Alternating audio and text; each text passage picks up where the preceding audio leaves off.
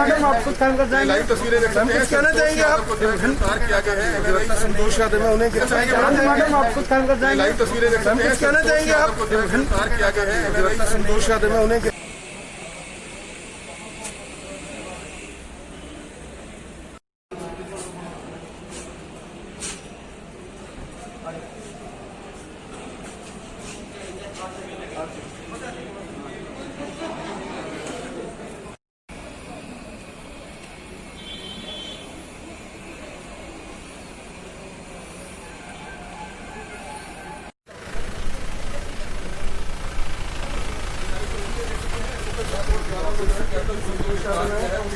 गिरफ्तार करने के बाद लेकर जाएंगे।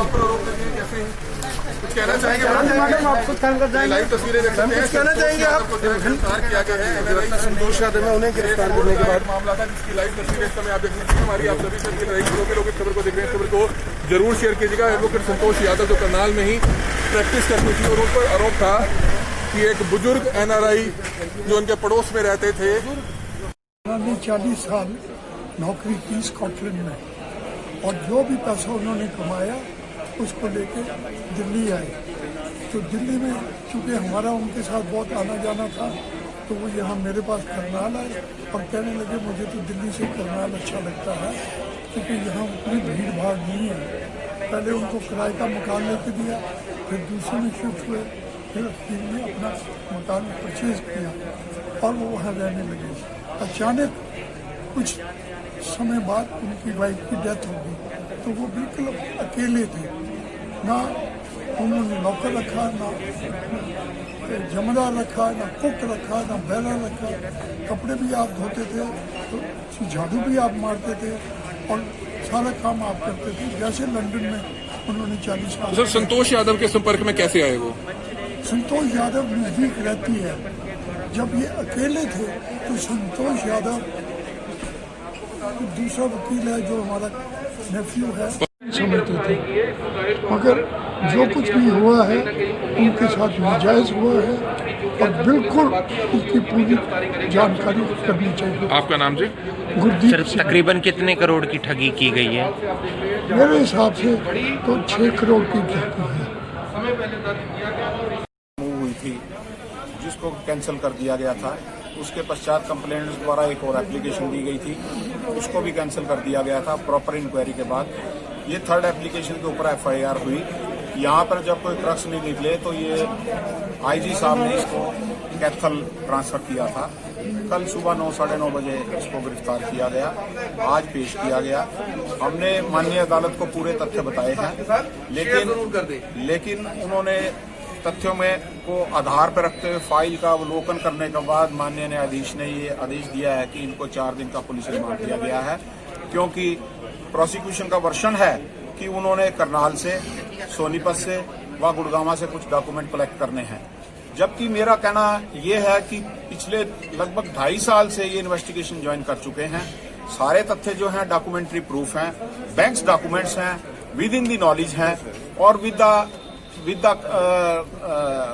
जो प्रोसिक्यूशन है उसको सारा नॉलेज है। लेकिन for the sake of remand ये रिमांड लिया गया है क्योंकि डिस्टेंस की दूरी बताई गई है, कोरोना का हवाला दिया गया है। हमने माननीय न्यायाधीश को ये कहा है कि जो अक्यूज्ड हैं इनका मेडिकल टेस्ट कराया जाए और साथ में इन्वेस्टिगेशन के टाइम पे कोई वकील जो भी अदालत चाहे वो साथ में होना चाहिए। उसको उन्होंने एक्सेप्ट किया है। वो कहते हैं इस ऑर्डर की वेट करो और उन्होंने कहा है कि इस ऑर्डर के तो इन पर महिला पर जो है कि ठगी की गई होती तो जो मरहूम राणा जी थे वो 1.5 साल तक अपनी लड़की के पास यूके में रहे। ना तो उन्होंने यूके में कोई एप्लीकेशन मूव की, ना ही उन्होंने इंडिया में कोई एप्लीकेशन ऐसी मूव की कि मेरे साथ कोई फ्रॉड हुआ है। अगर कोई फ्रॉड हुआ होता तो डेफिनेटली कोई ना कोई ऐसी एप्लीकेशन सरकार को, पुलिस को या किसी उच्च अधिकारी को देते। उन्होंने ऐसी कोई एप्लीकेशन नहीं दी। ये उनकी डेथ के बाद जब वो हुआ तो जब ये राणा जी और इनकी पत्नी लंदन में अपनी लड़की के पास गए तो उन्होंने मिसबिहेव किया। मिसबिहेव होने के पश्चात वो वापस इंडिया आए। उन्होंने एक विल भी लिखी है कि मेरा मेरी लड़की के साथ कोई ताल्लुक वास्ता नहीं है क्योंकि ये मेरे साथ मिसबिहेव करती है। अंडर द गार्ब ऑफ कोई रिलेशन है, वो इनकी प्रॉपर्टी को खत्म करना चाहते हैं। अब जो कानून के तो 4 दिन का रिमांड लिया गया। 4 दिन का रिमांड लिया। आपका नाम सर? बार ने लाइसेंस भी कैंसिल किए दोनों पति पत्नी के।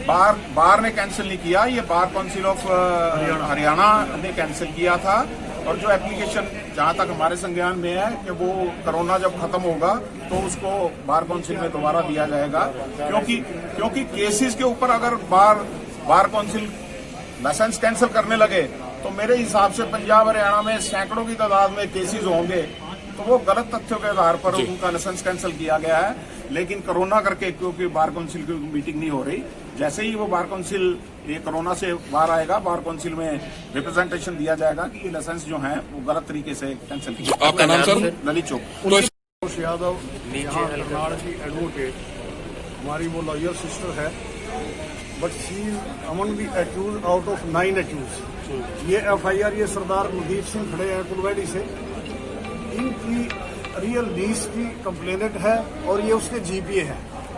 वो जो इसमें भरने वाले सरदार HSC राणा थे वो इनकी बुआ जी के लड़के थे और वो ब्रिटिश नेशनल थे और वहाँ वो ऑटो के इंजीनियर थे। वहाँ से 25 करोड़ रुपए कमा के अपनी वाइफ के साथ 2011 में वो इंडिया आए। हो सकता है मेरे लाइव दोस्त चोपड़ा जी ने पूरे फैक्ट्स या पढ़े नहीं या इनको बताए नहीं गए।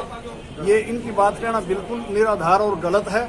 FIR जो दर्ज हुई शुरू में ओरिजिनली FIR, उस FIR को इस वजह से किस कारण से आई डोंट नो उसको फाइल करने की कोशिश की गई थी, परंतु वो DGP साहब की इंटरवेंशन से उसी FIR में कोई दोबारा दरखास्त नहीं आई। उसी FIR की दोबारा इन्वेस्टिगेशन चलते हुए और इन्वेस्टिगेशन में जब इनके खिलाफ कोई कॉग्निजेबल ऑफेंसेस पाए गए, उसके आधार पे आज पुलिस ने इनको गिरफ्तार करके यहाँ पेश किया है और 23 तारीख तक का पुलिस ने रिमांड दिया है। और इसमें अकेली संतोष यादव, वकील हमारी बहन संतोष यादव ही मुलजम नहीं है, इसके अंदर 9 मुलजम हैं। बैंक मैनेजर भी है, बैंक मैनेजर की वाइफ भी है और जो उनकी उस टाइम CA होती थी लड़की वो भी मुलजम है।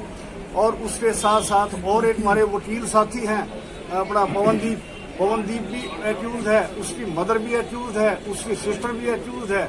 इसके अंदर 9 एक्यूज हैं और ये 25 करोड़ रुपए में से मैं नटशहर में आपके नोटिस में दे दूं कि 2 बैंकों में उनका अकाउंट था। जब से कुछ लोग ये इनके नजदीक आए उसको किस तरीके से, क्योंकि वो 88 ईयर्स ओल्ड मैन था, फीबल सेंसेस थी एट दैट स्टेज, और उस अमाउंट को 18 बैंकों में ट्रांसफर करा के और उसकी डिफरेंट FDs बनवा के और उसकी धोखाधड़ी से तहसील के अंदर GPA भी करा के, और ये बड़ी स्टेज है कि GPA का ये विल, रजिस्टर्ड विल के बारे में जो उसके जिसको उसके बारे में उसका अमाउंट या कोई भी प्रॉपर्टी जानी है वो उस विल को ना लिख सकते ना कुछ। और उसमें it is very unfortunate Santosh Yadav is the executor of that will. और बेनिफिशियरी कौन है? उसकी 2 जो CA थी, एक दिल्ली में और एक ये करनाल में। और दिल्ली वाली जो उसकी बेनिफिशियरी वो थी CA, वो करनाल कोर्ट में आके अपना एफिडेविट और बयान देगी, लेकिन मुझे ना कोठी में हिस्सा चाहिए ना मेरा कोई लेना देना नहीं इनसे। उस शरीफ आदमी के जो यहाँ हिंदुस्तान में आया था कि ये मेरी वतनी जमीन है, यहाँ आके बुढ़ापा में अपना गुजारूंगा, और किस तरीके से उससे लगभग 6 करोड़ के करीब रुपया हड़प कर लिया। और हड़प सारा ही होता, पर वो तो टाइमली हाई कोर्ट में पिटीशन फाइल की गई। माननीय हाई कोर्ट के आदेश से 14 करोड़ के लगभग पैसा वहां वापस इंग्लैंड चला गया। और उस ऑर्डर के अगेंस्ट भी संतोष यादव और पवनदीप जी ने, इन दोनों ने LPA फाइल की हाई कोर्ट में। हाई कोर्ट, माननीय हाई कोर्ट DB बेंच ने, जस्टिस महेश ग्रोवर जी उस बेंच में हेड थे, और उन्होंने वो लिमनी में डिसमिस करके बकायदा इनको वहां पर कोर्ट के अंदर अब्यूज किया गया। अब सर 4 दिन का रिमांड पुलिस ने लिया है और पुलिस उसमें जो अपनी जो फॉर्मेलिटीज हैं, लीगल फॉर्मेलिटीज, अमाउंट की रिकवरी के बारे में और दूसरा और भी है, वो सारे। इनके पति भी आरोपी हैं इसमें? इनके पति सतपाल जी भी आरोपी हैं। तो वो फरार चल रहे हैं। टोटल 9 एक्यूज है, ये पुलिस को पता हो। टोटल